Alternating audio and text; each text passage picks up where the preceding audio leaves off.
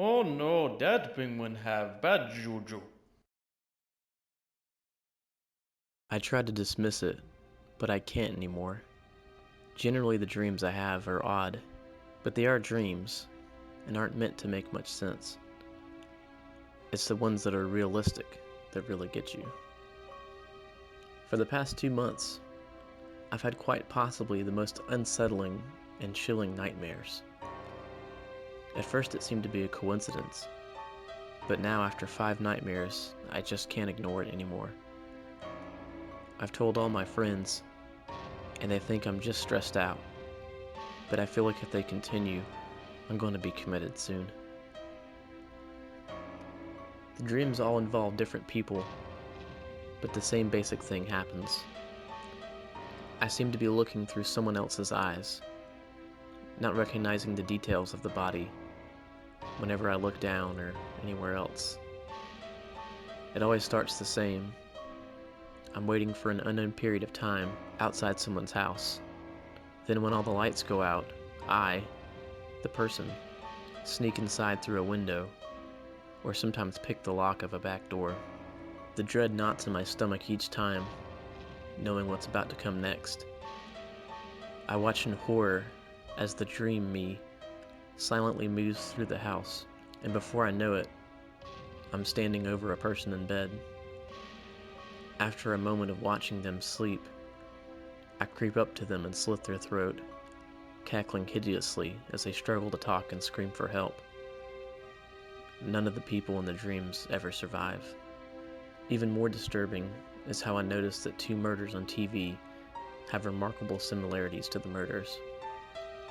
When I really thought I was going crazy was when they released a photo of the 2 victims after being identified by the families. As I expected, they were the same people in my dreams. What worries me more is the fact that I've been sleepwalking since I was very young, and I've been woken up in the middle of the strangest activities. Is it possible that I, somehow in my sleep, have murdered innocent people? The idea sounds plain crazy.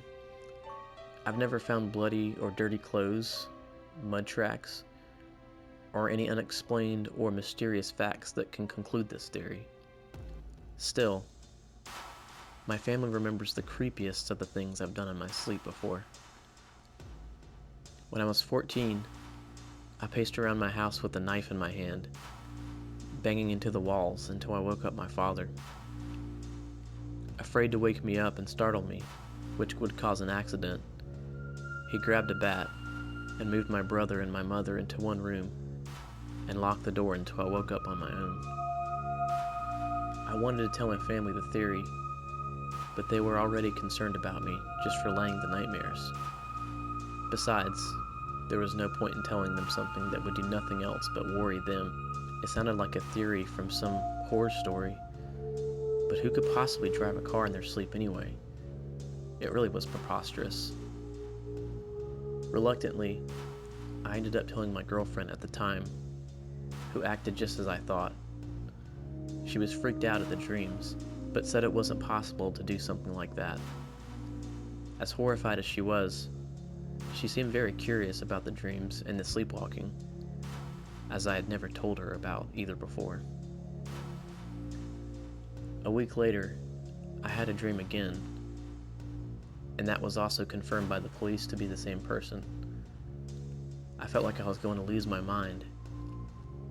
My girlfriend lived an hour away, and so we didn't get to see each other very often.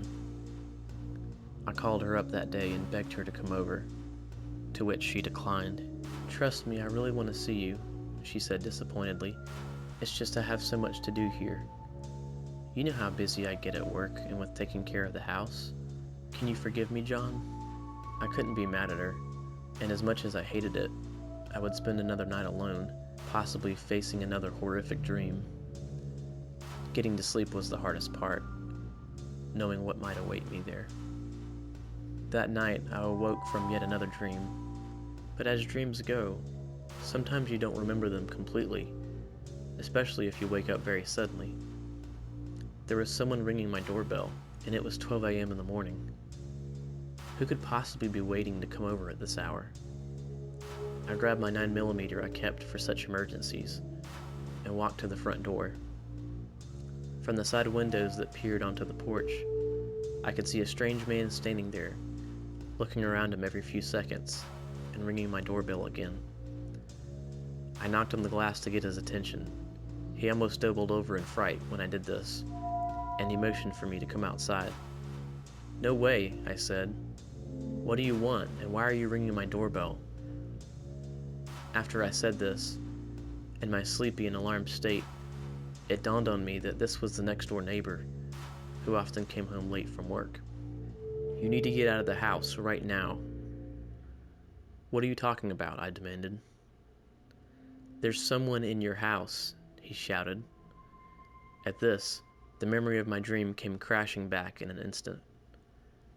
I watched, as always, in the eye of some unknown person as I crept up to my own house and was standing over my bed, watching myself sleep. And just as I raised my knife, the doorbell rang. At this, I immediately opened my door and rushed out to meet him and followed him to his house, locking it securely behind us. We called the police right away, and he recanted to me how he saw a strange person peering in my window when the headlights of his car reflected off what appeared to be a knife. The person noticed and ducked back down behind the bushes. At first, he wasn't sure of what he saw, but after he went inside his home, he silently watched from his window as the person snuck around the back, which prompted him to come over and ring my doorbell. After the police arrived, they found a discarded knife in the bushes of my backyard. DNA from residual blood confirmed it was the same knife used on other victims reported on TV. The entire time, I'd been somehow seeing through the eyes of this killer and witnessing them almost making me their next victim. I didn't dare tell the police about my dreams, which would only implicate me being involved with the murders, especially if my details were things other people didn't know yet. There was enough stress in my life with this whole affair. After a couple of days, when things died down, I decided to call my girlfriend to demand she come over.